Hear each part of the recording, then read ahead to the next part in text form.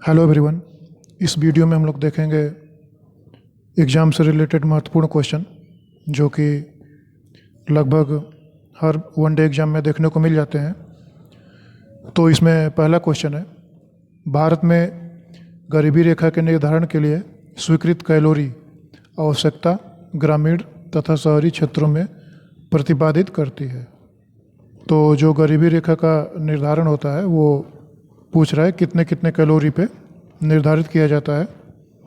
तो इसका अगर सही जवाब हम लोग देखेंगे तो इसका ए हो जाएगा, क्योंकि जो 2400 कैलोरी है वो 2400 कैलोरी आपका शहरी क्षेत्र के लिए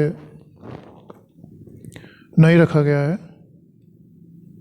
ये शहरी क्षेत्र के लिए रखा गया है 2100 कैलोरी।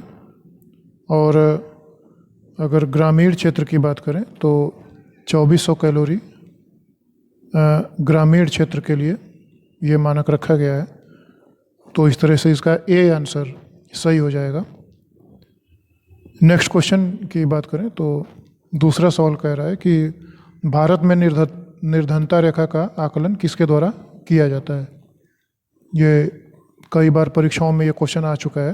तो इसका सही जवाब हो जाएगा, भारत में निर्धनता रेखा का आकलन राष्ट्रीय प्रतिदर्श सर्वेक्षण संगठन NSMO के द्वारा किया जाता है, नेशनल सैंपल सर्वे ऑर्गेनाइजेशन के द्वारा जिसको बोला जाता है। और ये हर 5वें साल, ये हर 5वें वर्ष किया जाता है। नेक्स्ट क्वेश्चन की बात करें तो अगला सवाल है तीसरा, विश्व बैंक के द्वारा समूचे विश्व की निर्धनता रेखा के निर्धारण के लिए समान मानक तय किए गए हैं। इन मानकों के अनुसार किसे निर्धनता रेखा के नीचे माना जाता है।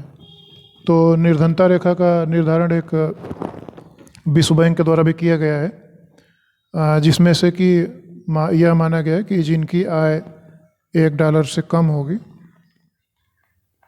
उनको निर्धनता रेखा के नीचे माना जाएगा। तो इस तरह से इसका आंसर सी हो जाएगा।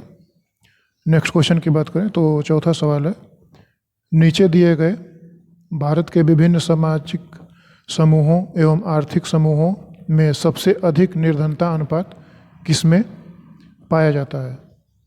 तो इसका अनुसूचित जनजाति में पाया जाता है, इसका ए हो जाएगा। नेक्स्ट क्वेश्चन की बात करें तो पांचवा सवाल है, राष्ट्रीय ग्रामीण रोजगार गारंटी अधिनियम 2005 के संदर्भ में नीचे दिए गए कथनों पर विचार कीजिए। यह विधेयक प्रत्येक ग्रामीण परिवार को 100 दिन के सुनिश्चित रोजगार का प्रावधान करता है। दूसरा, इसमें प्रस्तावित रोजगारों का 1/3 महिलाओं के लिए आरक्षित है। और थर्ड कह रहा है, इस कार्यक्रम के अंतर्गत अगर आवेदक को 30 दिन के अंतर रोजगार उपलब्ध नहीं कराया गया तो वह दैनिक रोजगार भत्ते का हकदार होगा। तो पांचवें का सी हो जाएगा।